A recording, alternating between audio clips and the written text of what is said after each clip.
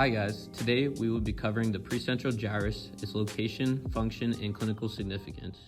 The precentral gyrus, also known as the primary motor cortex, can be located at the gyrus or ridge directly anterior to the central sulcus within the frontal lobe. Sitting directly in front of the precentral gyrus resides the lateral premotor cortex and the supplemental motor area, separated by the precentral sulcus.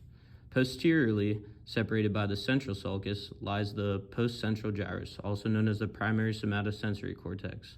The superior margin of the precentral gyrus at the medial aspect also dives inferiorly at the longitudinal fissure that separates both cerebral hemispheres.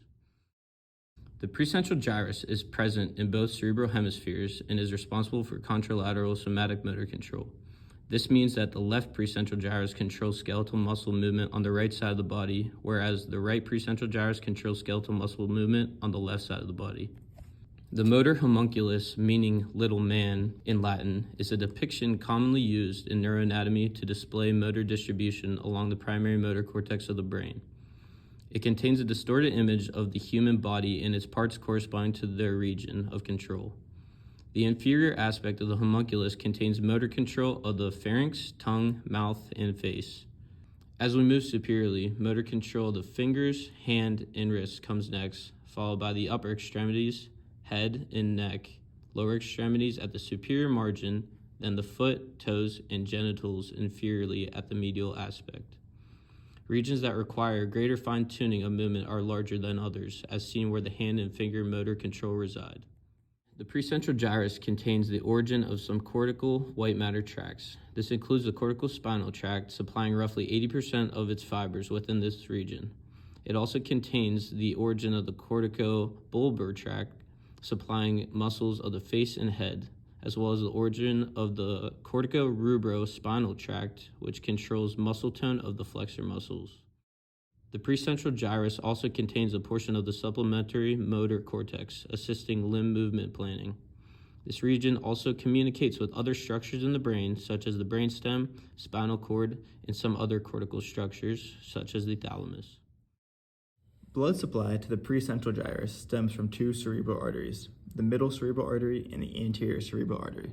The middle cerebral artery supplies the inferolateral aspect of the region, while the anterior cerebral artery supplies the superomedial aspect. Venous return from the precentral gyrus empties deoxygenated blood into the superior sagittal sinus, where it will eventually run down and reach the internal jugular vein and travel back down to the heart. There are many clinical implications regarding the precentral gyrus. Lesions at the precentral gyrus can be caused by various factors, such as CVAs, traumatic brain injuries, infections, inflammatory disorders, neurodegenerative disorders, and cancerous tumors. Because these lesions involve upper motor neurons, functional deficits of the body will present contralaterally.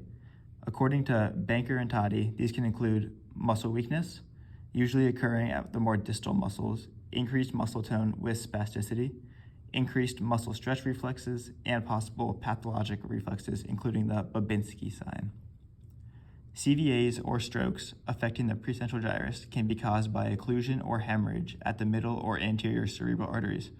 A stroke at the middle cerebral artery can induce damage to the lateral regions of the precentral gyrus, which affects contralateral motor function of the upper extremities, as well as possible loss of sensation due to postcentral gyrus damage.